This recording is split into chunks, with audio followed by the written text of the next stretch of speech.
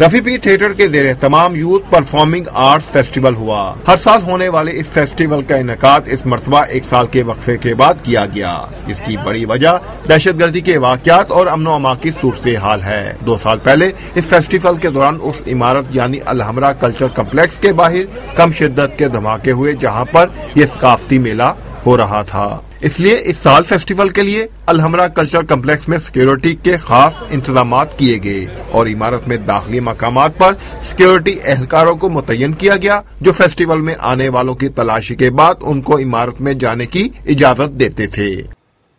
7 روز تک جاری رہنے والے اس ثقافتی میلے میں نجی تعلیمی اداروں کے 36 گروپس نے حصہ لیا اور اپنی فنکارانہ کاوشوں کا بھرپور مظاہرہ کیا۔ اس سال فیسٹیول میں ڈراموں کے ساتھ ساتھ رقص، موسیقی، مصوری اور فلم کو بھی شامل کیا گیا۔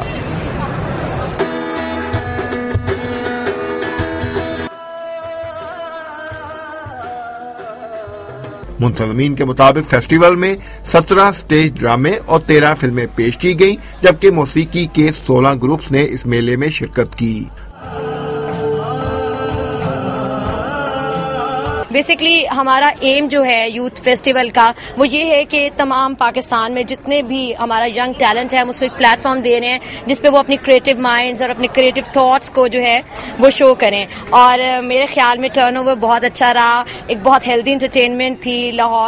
پورے لاہور نے بہت انجوائے کیا اور میرے لیے یہ بات سب سے بڑی ہے۔ رنگا رنگ اس فیسٹیول کے اختتامی دن کا آخری حصہ موسیقی کے لیے مخصوص کیا گیا اور نوجوان گلوکاروں نے اپنے فن کا مظاہرہ کر کے خوب داد وصول کی۔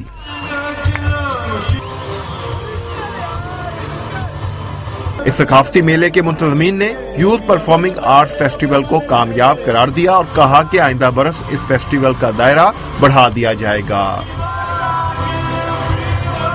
اس سال چیلنجنگ یہ تھا کہ جس طرح ہمارا ملک ایک پروسیس سے گزر رہا ہے جس میں انسیکیورٹی ہے، جس میں پولیٹیکل ٹرموائل ہے، جس میں فائنینشیل کرائسس ہے، اس ٹائم میں اس چیز کو انڈیپینڈنٹلی کرنا بہت چیلنجنگ چیز تھی، اور ان لوگوں کے لیے جو اس وینیو میں آ کے پرفارم کیا جہاں کے ایک اور چیلنجنگ مومنٹ تھی، ایک festival of this nature which had diversity, which had dance, which had theatre, which has music, and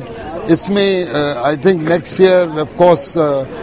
we always find new ways, we always find new levels, because institution ضرور repeat کرتی ہیں، because نئے بچے آتے ہیں، نئی چیزیں بنتی ہیں۔ فیسٹیول میں حصہ لینے والے نوجوان فنکاروں نے ثقافتی میلے کو پرجوش انداز میں سراہا اور ان کے خیال میں اس طرح کی ثقافتی سرگرمیوں کے ذریعے انہیں اپنی صلاحیتوں کو اجاگر کرنے کا موقع ملتا ہے۔ ہم نے یہاں پہ ایک پلے کیا تھا دیس کے اجنبی کے نام سے، جو کہ بیسکلی کلچرل ٹرانزیشن تھی اس کی theme,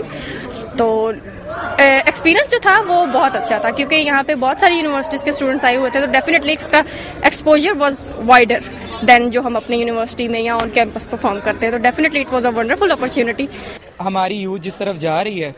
if there is a talent there is someone to appreciate، میں اپنی آڈینس کی تعریف کروں گا پاکستان کی، خاص طور پہ یونیورسٹیز کے یوتھ کی، کہ جب کوئی ٹیلنٹ آگے آنے کی کوشش کرتا ہے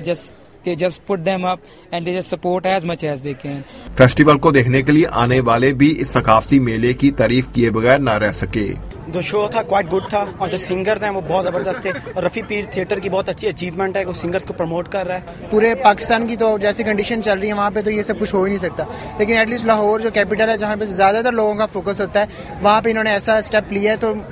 انٹرنیشنل میڈیا یا انٹرنیشنلی لوگ یہاں پہ آئیں گے، یہاں پہ پروموٹ ہوگا، بزنس سے لے کے آپ کے کلچر تک ہر چیز پروموٹ ہوگی۔ فیسٹیول میں حصہ لینے والے اور اس کو دیکھنے کے لیے آنے والے شائقین کی یہ متفقہ رائے ہے کہ تعلیمی اداروں کو چاہیے کہ ثقافتی سرگرمیوں میں حصہ لینے والے اسٹوڈینٹس کی حوصلہ افزائی کریں، کیونکہ اس طرح نہ صرف باصلاحیت فنکار سامنے آئیں گے بلکہ لوگوں کو اچھی تفریح کے موقع بھی ملیں گے۔ ٹیررزم کا جو کیس چل رہا ہے اس کے اندر یہ ایک بہت ہی اچھا ایونٹ ثابت ہو سکتا ہے، لیکن اسے اور یونیورسٹیز بھی پروموٹ کریں۔ یہ سلیکٹڈ یونیورسٹیز ہی تھیں، لیکن اگر یہ پورے لاہور لیول پہ یا ایک پاکستان لیول پر ہو تو کافی زیادہ ٹیلنٹ اس سے پروموٹ ہو سکتا ہے۔ کڑے حفاظتی انتظامات میں ہونے والے اس یوتھ فیسٹیول نے جہاں لوگوں کو تفریح فراہم کی، وہاں نوجوان فنکاروں کو فن کے اظہار کا موقع بھی دیا۔